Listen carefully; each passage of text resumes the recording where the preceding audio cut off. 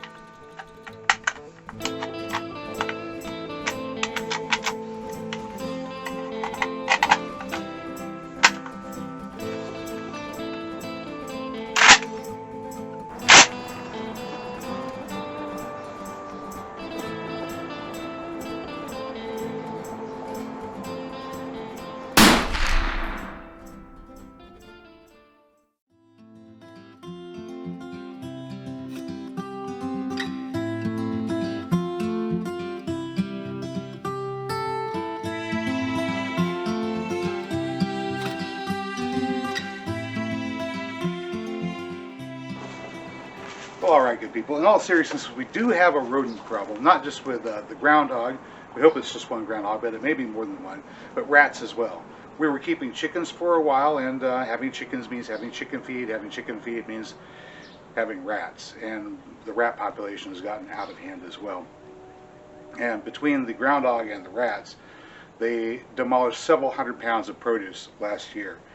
We had 18 butternut squash with an average of between 10 to 15 pounds each. So that was anywhere from 180 to 270 pounds, all of that gone. We planted around 20 sweet potatoes and only managed to get about 10 pounds out of those, and those should have been around 10 pounds each.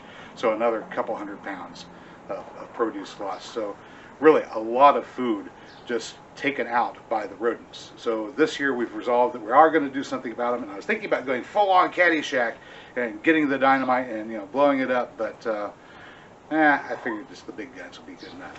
That's not really how we're going to take care of them. Let me show you what we were really going to do. Okay, so what we got here is a live trap. This one is big enough to handle a groundhog. Now I have a smaller one over there on the other side of the camera. Sorry, picking at my eyes. I have a smaller one behind the camera over there that's suitable for taking on rats. This one is for larger animals like groundhogs. And it's pretty simple to use. We have a spring-loaded trap door here and a trigger in the form of this little foot treadle. And the idea is you put your food on this side, right here. The animal will come in through the door. Whenever it puts its weight on the trigger, the door slams shut, the animal is trapped, and you can now take the animal to some place that's more appropriate than your garden and relocate it without actually harming the animal. All right, and to use it, it's pretty simple. We've got a little stop device here. You notice if you try to push, it won't go anywhere. So you raise the stop like that, and then you can push your bar in.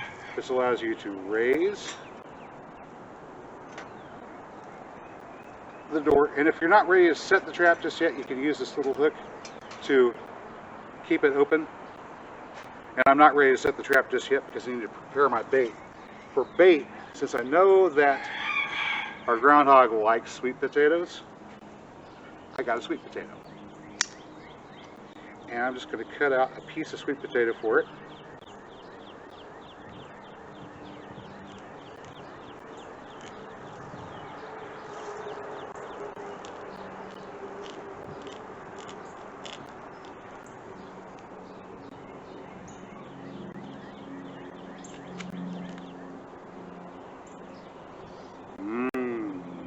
Luscious, fresh, yummy sweet potato.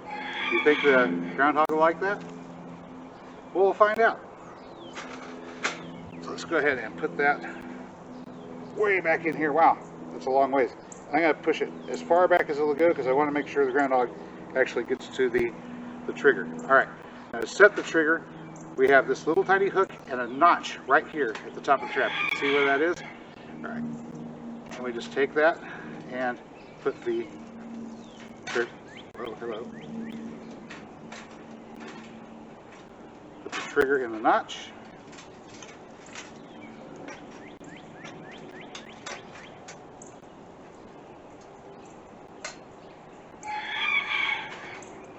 And the trap is now set.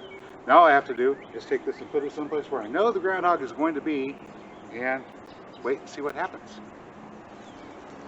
Okay, we're back here behind our shed and having a look at the ground here. We've had, boy, tree knocked over. The ground's been disturbed here recently. The groundhog's been coming in and out from underneath here, hanging out in this little ivy strewn area back here. There's another spot where I've seen some groundhog activity. I'll show you that too. Okay, this is outside of the carport. We got a big hole that has been excavated all the way under there, all the way to the edge. It's going actually under the foundation. Let me walk around to the other side and show you. Okay, so it's a little cloudy in here right now, but you can see this is the other side of the foundation, right there. Big pile of dirt. Here's my boot by comparison. Big pile of dirt, and they excavated under here too. Now I'm not sure whether this one is groundhog or if this one is rats. We've got some issues with rats as well. So this could be a rat nest, a rat hole. Either way, we need to get rid of them too.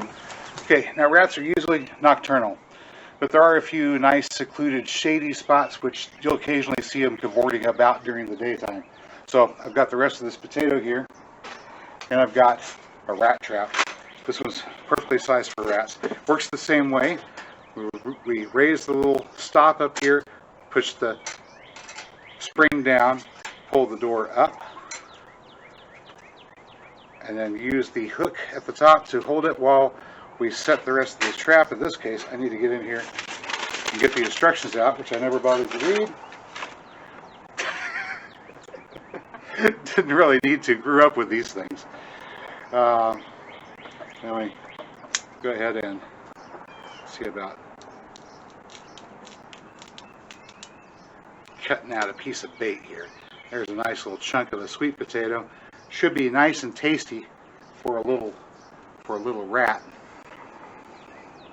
Probably not too enticing for one of the local cats. So, but you could probably catch a cat in one of these, a small one.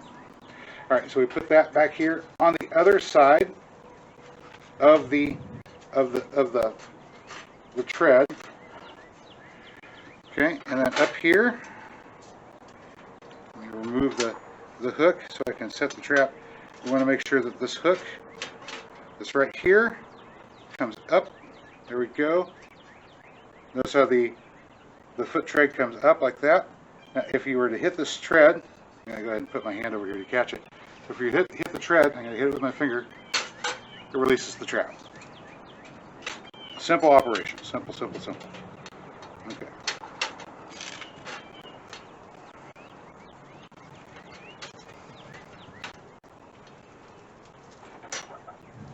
There we go. All right. So now I've got tasty bait over here, and I'm going to go put this on over there near the well house, and I think we might see some rat activity over there. I've seen them hanging out in the dead leaves and stuff over there by the well house, so maybe we'll catch one there. Well, all right, now the traps are all set, and we just have to wait, and we'll see if we can manage to capture some of these rodents that have been giving us trouble around the garden. That's all I've got for you today, good people. If you found this video informative or entertaining, you know what to do. I'll catch you next time.